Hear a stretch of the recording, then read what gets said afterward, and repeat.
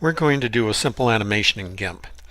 I've already downloaded and cleared out the background of an image that I'm going to use as the base.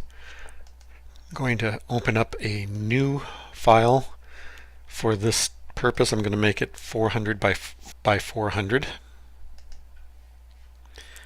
Come back to here, and I'm going to copy this over. Then I'm going to come over here and paste it in as a new layer. Grab the move tool, move it down to where I want it, and I'm going to now merge this down so that I'm left with just one layer. Next, I want to put in some text, but before I do that, I want to duplicate the layer, change to the text tool, put in the text that I want. Let me resize it, make it about 65. Now, just to neaten things up, I'm going to narrow down the text frame, come over here to the centering tool, select that text frame, and then select center. And now I'm going to merge this down onto the layer below it. And now I'm going to duplicate this layer. Come back to the text tool, create a new text box, put in the text that I want. Let me size it up.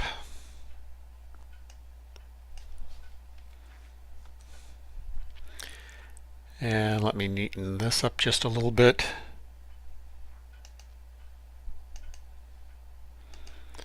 Looks like it was pretty well centered. Now I'm going to merge this one down.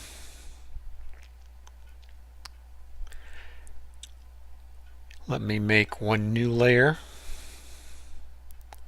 with the background color, so it'll be white. I'm going to move this to the bottom. And now I'm going to go through and rename these layers. This one I'm just going to name base. And in parentheses, I'm going to enter a number, 1000, followed by ms for milliseconds. You're allowed to enter comments on a layer name, but if you put it in parentheses with a number followed by ms, that indicates that it's potentially animated. Name this one bike, and also give this 1000 milliseconds.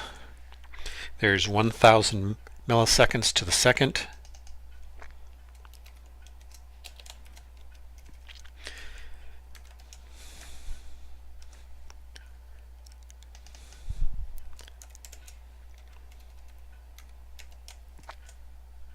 Oops, almost forgot the parentheses here.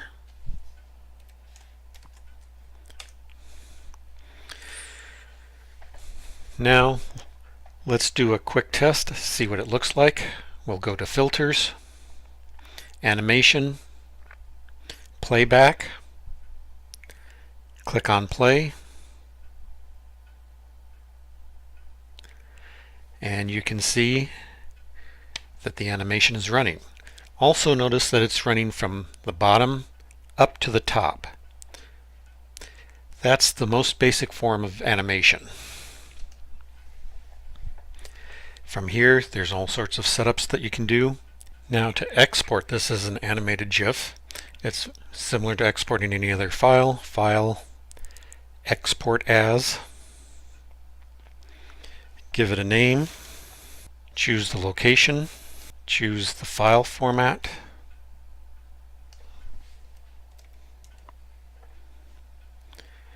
Choose Export.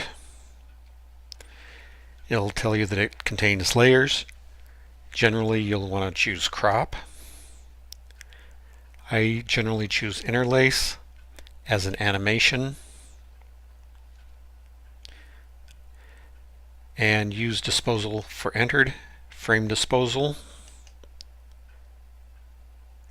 1 frame per layer for this case. and export. And if you check your file folder, you will have that file. And let's see what it looks like.